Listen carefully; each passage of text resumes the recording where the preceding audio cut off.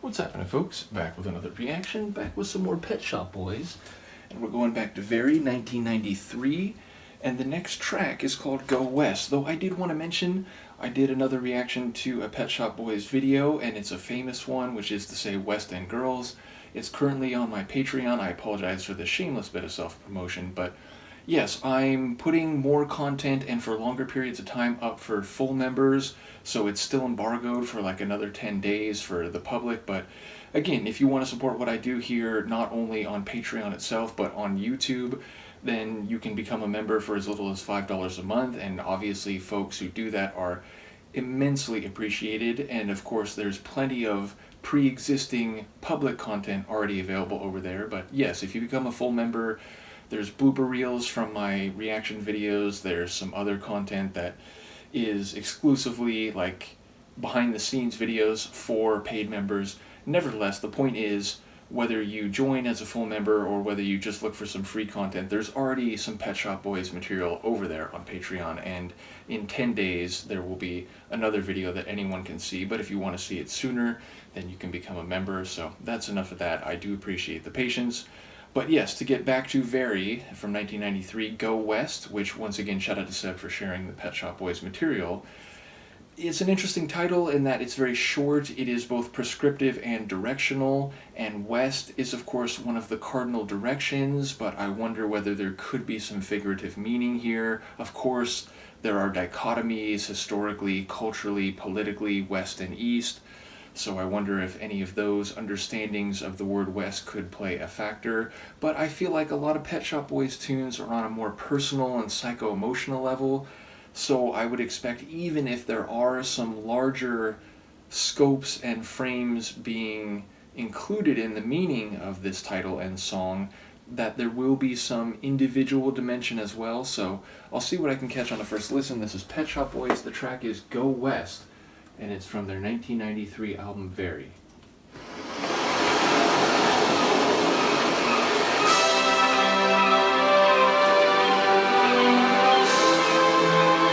I hear seabirds, so a coast,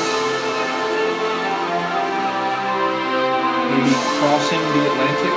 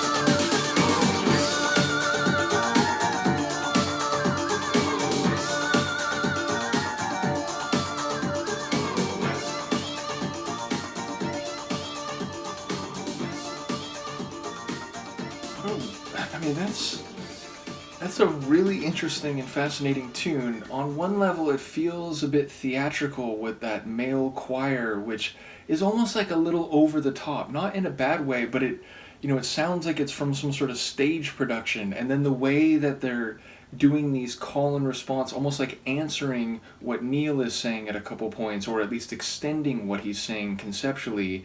There's a bit of comedy in that, and yet it's still that classic smooth melodic dance synth or synth dance, and yet in the end there especially, it was more like a bit wicked dance floor. It had some soul along the way with those brass flourishes. There was that backing female vocal, which at first was sort of in a supporting role, and then at the end, in that very last section, it was almost like it was being sampled as part of a dance floor, like dance track. So there's a lot going on, lots of like different moving parts. Lyrically, I'm not quite sure what's happening, and I don't think they're going across the Atlantic. I think it's moving maybe to the southwest of England or something. What is that, Cornwall? I'm not sure. But yes, it sounds like they're going to go somewhere coastal where they can be what they want to be. But the implication of that is that wherever they are, whether it's London or somewhere else, is that they can't quite fully realize that destiny that's being referenced. And maybe this change of location, or perhaps even the journey itself, will transform whatever the current conditions or circumstances are to allow them to realize what that destiny or what those possibilities are. So yeah, there's a bit of mystery, and yet I do sort of get the idea that this is something where they're going to walk hand in hand, and they're going to traverse out west and again find somewhere coastal where we can hear the seabirds and the lapping waves and the fresh air or the clear air and the blue skies, and maybe that changed physical scenery and perhaps even cultural dynamics will allow them to be what they can be, what they want to be, what they should be in a normative sense. But then it sounded like there was a part where he's saying, well, what was it like? Not wander, not meander, but something, there was some form of gait or movement in a more slow and deliberate way coming back east. So maybe the idea that once they go on this sojourn, once they have this vacation and realize what they need to be, they can then return to the previous location, but with this change dynamic in tow, and perhaps allow them to return and show themselves for what they are or what they have become. So yeah, I'm not really sure what's happening narratively on a full sense, but it seems like the moving parts and some of the environment or some of the setting has been clearly elaborated, and not only by Neil, but again in conjunction with this very robust and enthusiastic male chorus. So yeah, just a really interesting tune with some different parts, both in terms of it playing out in chronology or in succession, but also in terms of the sonic elements that are brought together. So in a way it feels very vintage Pet Shop Boys, in a way it feels very dance floor, and then there were some parts that I suppose are less common, at least as it seems to me, in their catalog up to this point. And over the course of the tune, it's like, it feels like that smooth, dreamy, Neil-style synth dance / synth pop. And then again, at that very end, it felt a bit more Chris-like with that slightly dissonant and a bit more mysterious sounding dance ending. So just a really interesting track from them. Curious to hear what people have to say about this. In the Moment, I'm forgetting, was that still on the album? I know there are B-sides and so on in the folder. Is that still? Yes, okay, so there's one more tune, which is apparently a hidden track.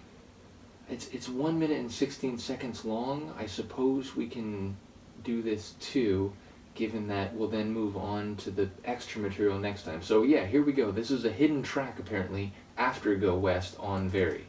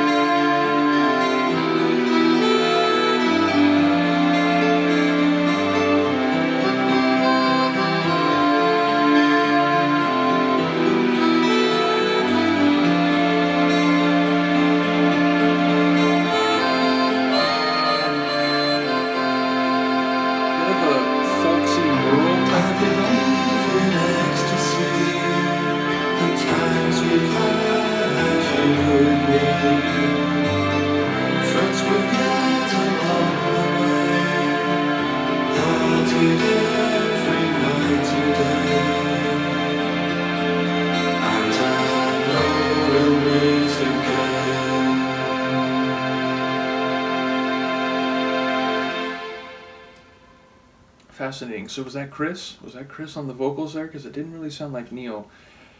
And yeah, like I said, it had a bit of this folksy, rustic, rural type of atmosphere, even though it was electronic sounding at the same time, sort of like an electronic overture.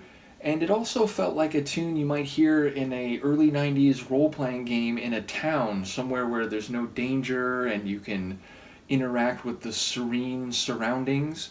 So really interesting throw-on to end the album sonically, and again, it feels like that wasn't Neil, so I'm assuming that was Chris, and that alone is an interesting choice. So yeah, like a really compelling, if unusual, relatively speaking, end to a Pet Shop Boys album. So yeah, very cool. Once again, shout out to Seb, and as I said, there are many bonus tunes included in the same folder, so we'll go through those.